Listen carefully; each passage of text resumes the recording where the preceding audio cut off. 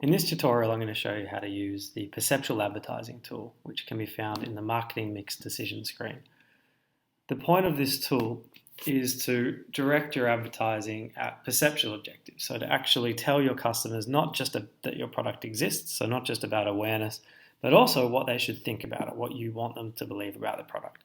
So it's essentially you now telling the advertising agency what you want your advertising to actually say. So you can see down here at Perceptual Objectives, this is where you would use this screen. So we have the semantic scales and multidimensional scaling options. I'm going to focus on semantic scales. They both work in the same way. So you can see here, you can focus on any dimension of our product, and you can even focus on 2 at a time. Now, if you decide to do 2 at a time, obviously there's implications to that. I'll talk about that at the end of the video. So first thing to think about is what we actually want to do. So let's say that for tone, we're going to focus on the professionals next period. So if I go to the semantic scales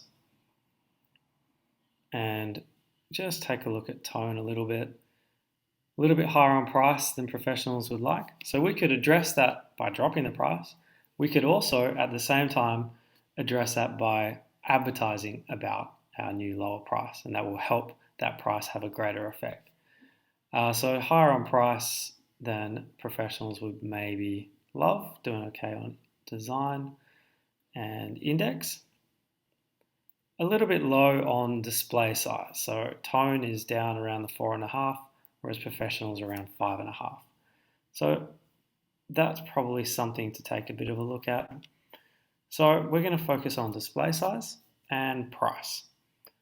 So first thing to do is write down the ideal values of the target segment in hand. So professionals here, display 5.6, and you can see here tone is 4.7, so we have some work to do there. Our price for tone is 6.3, and professionals are around 5.6. So we'll do advertising on both of those dimensions, and I'll show you how to do that now.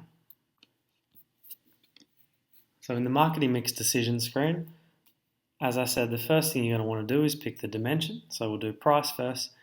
Now you set your objective, not how much you want to change, but exactly where you want to be. So if we want to be 5.6 on our perceptual objectives out of 7, we select 5.6. Now remember to keep in mind that our segments evolve over time. So 5.6 is where they are now. You should keep in mind that they might not be there in the next period. Now our second dimension was display, and that was also 5.6.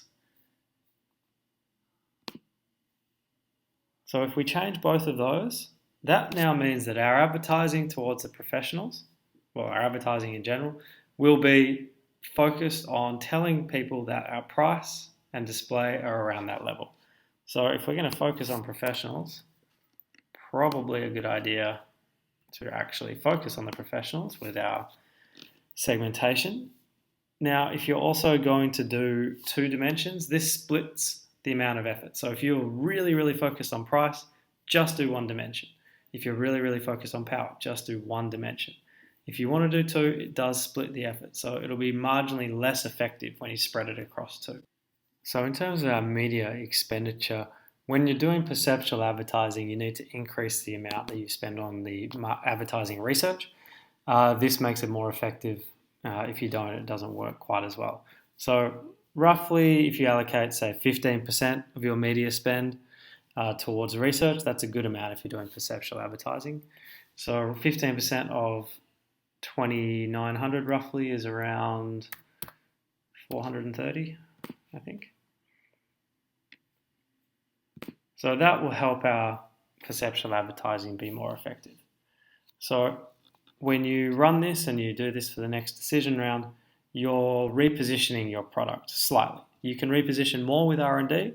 The best thing to do is to, if you really need to reposition, launch your new R&D and support it with advertising that also has perceptual objectives.